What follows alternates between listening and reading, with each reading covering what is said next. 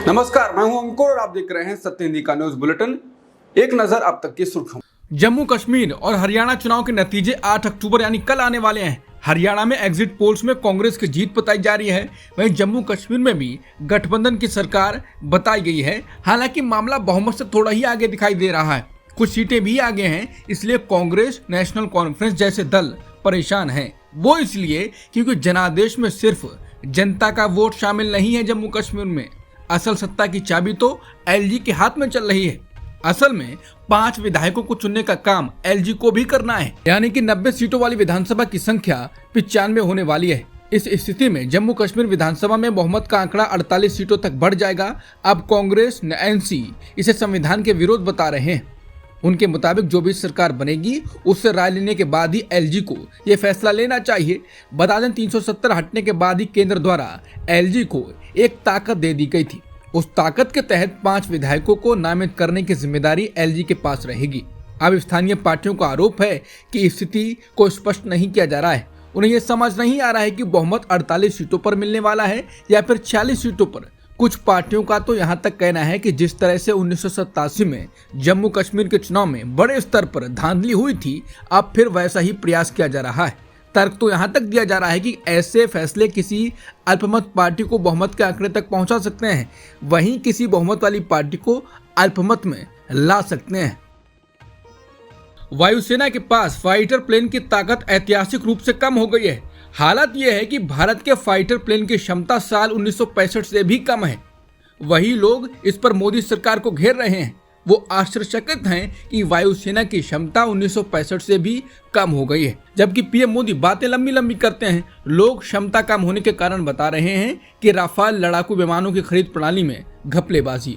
लोगों का कहना है कि मोदी जी और उनका दल देशभक्ति के लंबे चौड़े दावे करते हैं, लेकिन उनका असली काम सिर्फ हर क्षेत्र में वसूली करने और मित्रों को उपकृत करने वाला मिलता है। भारतीय वायुसेना की ताकत 1965 से भी कम होने पर air chief marshal Amarpreet Singh का कहना है कि जो कुछ भी हमारे पास है उसी से लड़ने को प्रतिबद्ध हैं। उन्होंने कहा कि हमारा ध्यान मौजूदा एसेट्स के संरक्षण और कर्मियों को उनके सही तरीके से उपयोग करने के लिए ट्रेनिंग देने पर है। वायुसेना प्रमुख ने कहा कि स्वदेशी हल्के लड़ाकू विमानों का उत्पादन समय से पीछे चल रहा है, उसको तेज करने की जरूरत है। इसके साथ ही नए मल्टी रोल वाले फाइटर प्लेन विमानों की जरूरत कल से ही है, लेकिन अभी तक कोई निर्णय नहीं लिया गया है। गौरतलब है कि वायुसेना ने 2018 में मेक इन इंडिया योजना के तहत 114 मल्टी रोल फाइटर प्लेन खरीदने की प्रक्रिया शुरू की थी, लेकिन पिछले 6 साल से कोई प्रोग्रेस नहीं दिख रही है। मालदीव के राष्ट्रपति मोहम्मद मुइज्जू ने सोमवार को पीएम मोदी से मुलाकात की। विदेश मंत्रालय के प्रवक्ता रणधीर जायसवाल ने अपने आधिकारिक एक्स अकाउंट के जरिए दोनों ही नेताओं की मुलाकात की तस्वीरों को साझा किया। पीएम मोदी से मुलाकात करने से पहले मालदीव के राष्ट्रपति ने राष्ट्रपति भवन में राष्ट्रपति द्रौपदी मुर्मू से भी मुलाकात की थी। इसके अलावा उन्होंने राजघाट का दौरा भी किया था। मालदीव के राष्ट्रपति मोहम्मद मुइज्जू अपनी पहली द्विपक्षीय यात्रा के तहत रविवार की शाम को दिल्ली पहुंचे थे। दिल्ली के राउस एवेन्यू कोर्ट ने बिहार के पूर्व मुख्यमंत्री लालू प्रसाद यादव और उनके बेटों को लैंड फॉर जॉब मामले में जमानत दे दी। समाचार एजेंसी एएनआई और पीटीआई दोनों ने ही इस खबर की पुष्टि की। इस मामले में लालू प्रसाद यादव के साथ उनके दोनों बेटों तेजस्वी यादव और तेज प्रताप यादव भी अभियुक्त हैं। हालांकि इन सभी को 1 लाख रुपए का बेल बॉन्ड भरना पड़ेगा। इस मामले में अब अगली सुनवाई 25 अक्टूबर को होगी। बेल मिलने के बाद तेजस्वी यादव ने मीडिया को दिए अपने बयान में कहा कि हमारे खिलाफ राजनीतिक साजिश की गई है और सरकारी एजेंसियों का गलत इस्तेमाल किया गया है। इस मुकदमे में कोई भी दम नहीं है, हम इस केस को जरूर जीतेंगे। बता दें लालू यादव पर आरोप है कि रेल मंत्री रहते हुए उन्होंने ग्रुप डी में नौकरी देने के बदले जमीनें ली थीं। उत्तर प्रदेश के गाजियाबाद में डासना मंदिर के विवादित मुख्य पुजारी यति नरसिंहानंद के खिलाफ अब एक और एफआईआर दर्ज की गई। यह एफआईआर महाराष्ट्र के ठाणे में दर्ज की गई। इससे पहले यूपी में नरसिंहानंद के खिलाफ एफआईआर दर्ज की गई थी। उन्होंने इस्लाम के खिलाफ आपत्तिजनक टिप्पणी की।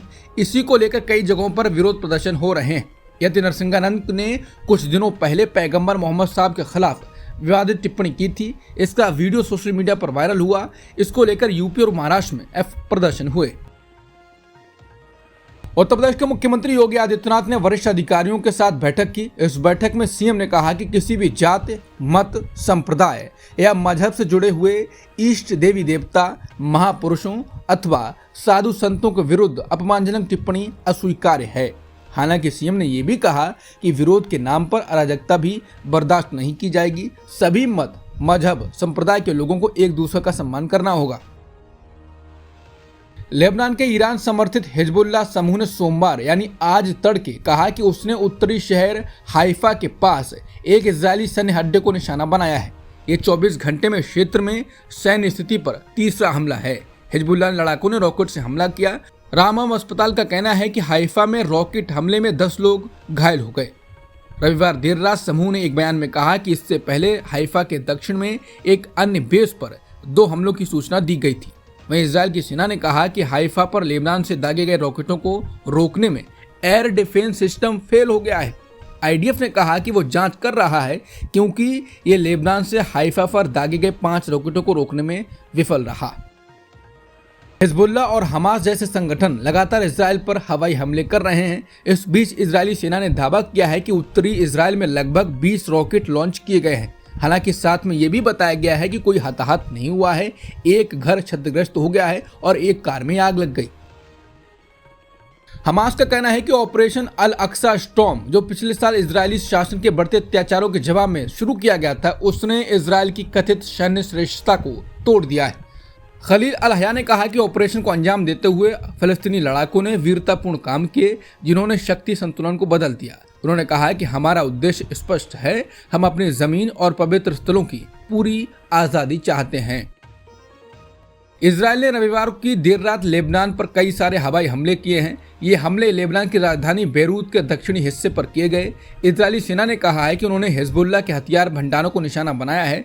वहीं इजरायली अधिकारी ये जांच कर रहे हैं कि कैसे रविवार की रात हिजबुल्लाह के 5 रॉकेट इजरायल के एयर डिफेंस सिस्टम को भेजने में कामयाब रहे। रविवार की रात हिजबुल्लाह की 5 मिसाइलें इजरायल के हाइफा शहर में गिरी थी, जिसमें कुछ लोग घायल भी हुए। ईरान को एक बड़ा झटका लगा है। ईरानी कुद्स फोर्स के ब्रिगेडियर जनरल इस्माइल कानी लापता हैं। रिपोर्ट्स के मुताबिक आशंका जताई जा रही है कि वो इजरायल के हमले में मारे गए हैं। कुछ रिपोर्ट में उनके घायल होने की बात कही गई है। हालांकि इस्माइल कानी के बारे में अब तक कोई भी आधिकारिक बयान नहीं आया, न ही ईरान की ओर से और न ही इजरायल की ओर से। न्यूयॉर्क टाइम्स की रिपोर्ट में कहा गया है कि ईरान के अधिकारियों के पास अभी तक इस बारे में कोई जवाब नहीं है कि कुद्स फोर्स चीफ के साथ क्या हुआ। कुद्स फोर्स ईरान की रिवॉल्यूशनरी गार्ड की सैन्य शाखा है जो विदेशों में मिशन को अंजाम देती है। इस्माइल कानी को आखिरी बार हिजबुल्लाह के तेहरान स्थित ऑफिस में देखा गया था। फिर वो लेबनान चले गए, लेकिन जब बेरूत में इजरायल ने हमला किया तो उनके बाद से वो लापता हैं। पिछले 4 दिन से इस्माइल से संपर्क नहीं हो पाया है। इस्माइल कानी हिजबुल्लाह चीफ नसरल्लाह की मौत के बाद रखी गई शोक सभा में भी नहीं पहुंचे थे। विशेषज्ञों के मुताबिक अगर इस्माइल कानी इजरायल के हमले में मारे गए तो ये ईरान के लिए बड़ा झटका है। वहीं ईरान और इजरायल के बीच तनाव और बढ़ सकता है। अब तक की सुर्खियों में इतना ही। बाकी खबरों के लिए बने रहिए सत्यहिंदी.com के साथ।